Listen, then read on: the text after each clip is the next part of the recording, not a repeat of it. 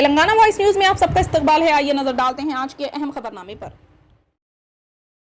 170 मेहमान कौमी दारुल हुकूमत सदर द्रौपदी मुर्मू के ज़रिए एहतमाम G20 डिनर के खुसूसी मद्दू अफराद की फहरिस्त में शामिल है। गैर मुल्की लीडरों और मंदूबीन के सरबराहों के अलावा तमाम रियासतों के वज़राए आला, काबीना और रियासती वज़रा, मरकजी हुकूमत के सेक्रेटरियों और दीगर मोअज़्ज़िज़ मेहमानों को इस गाला डिनर पे मदऊ किया गया है, जो कि मल्टी फंक्शन हॉल में मुनक्किद होगा। तकरीब के मेजबान सदर मुर्मू, नायब सदर जगदीप धनकर, अपनी अहलिया सुदेश धनकर के साथ वज़ीर आज़म नरेंद्र मोदी, साबिक़ सदर रामनाथ कोविंद और साबिक़ नायब सदर M वेंकैया नायडू अशाया में शामिल होंगे। ताहम दीगर सियासी जमातों के रहनुमाओं को मदऊ नहीं किया गया।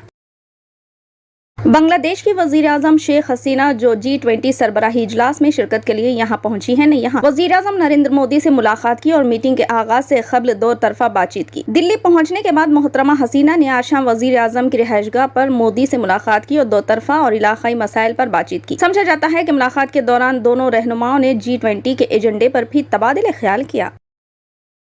हुकूमत ने इन खबरों की तरदीद की है कि मुल्क के नामवर सनतकारों को G20 सरबराही इजलास के मौके पर हफ्ते को भारत मंडपम में मुनक़िदा खुसूसी अशाया में मदऊ किया गया है। प्रेस इंफॉर्मेशन ब्यूरो के फैक्ट चेक यूनिट ने जुमे को बताया कि गैर मुल्की खबरनिसा एजेंसी राइटर्स ने अपने एक मजमून में दावा किया है कि G20 सरबराही इजलास के दौरान हफ्ते को भारत मंडपम में मुनक़िदा खुसूसी अशाये में मारूफ सनतकारों को मदऊ किया गया।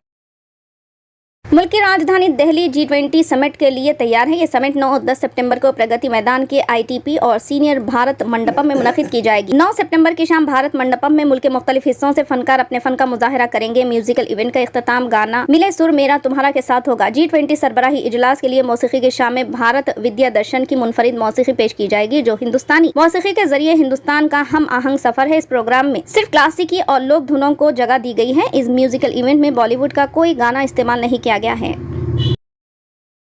वज़ीर आज़म नरेंद्र मोदी ने आलमी तरक्की को तेज करने और 21वीं सदी को एशिया की सदी बनाने के लिए हिंदुस्तान और आसियान के दरमियान ताउन की अहमियत पर जोर देते हुए कहा है कि कोविड के बाद एक उसूल पर मुबनी आलमी नज़्म की तामीर और ग्लोबल साउथ की आवाज़ को मजबूती देने से ये मकसद हासिल किया जा सकता है। उत्तर प्रदेश के वज़ीर आला योगी आदित्यनाथ ने कहा है कि साल 2047 में जब मुल्क आज़ादी की 100 साला जश्न मनाएगा, हर मुहिब्बे वतन हिंदुस्तान को काबिल मजबूत और दुनिया की सबसे बड़ी सुपर पावर के तौर पर देखना पसंद करेगा। वज़ीर आला ने जुमे की सुबह गोरखपुर में वाक़े गोरखनाथ मंदिर में मेरी मिट्टी मेरा देश प्रोग्राम के दौरान कहा कि हर हिंदुस्तानी मुल्क को दुनिया की क़यादत करते हुए देखना चाहता है।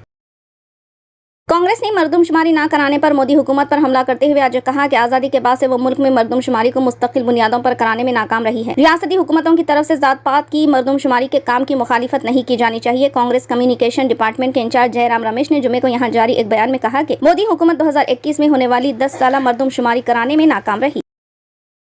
तालीम, हुनरमंदी के फ़रोग और सनतकारी के मरकजी वजीर धर्मेंद्र प्रधान ने कहा कि इल्म पर मुबनी एक तहजीब के तौर पर हिंदुस्तान की सरशस्त में सलाहियतों का फितरी ज़ख़ीरा पनप रहा है। अपनी मुकम्मिल तारीख में हिंदुस्तान ने रियाजी इल्म, नुजूम, तिब, फ़लसफ़े और अदब समेत इल्म के मुख्तलिफ अल्नू शोबे में अहम ताउन फराहम करे हैं।